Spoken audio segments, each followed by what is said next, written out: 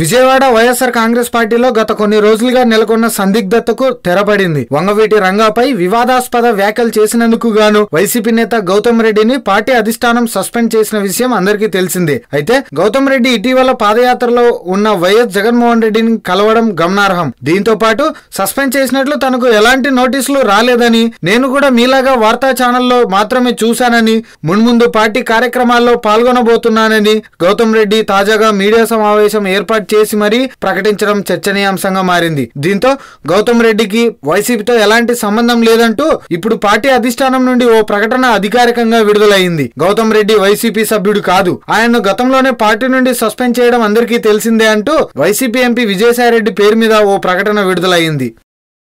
ఈ వీడియో మీకు నచ్చినట్లయితే లైక్ చేయండి, షేర్ చేయండి. మరిన్ని అప్డేట్స్ కోసం మా జనహితం టీవీని సబ్స్క్రైబ్ చేయడం మాత్రం మర్చిపోకండి.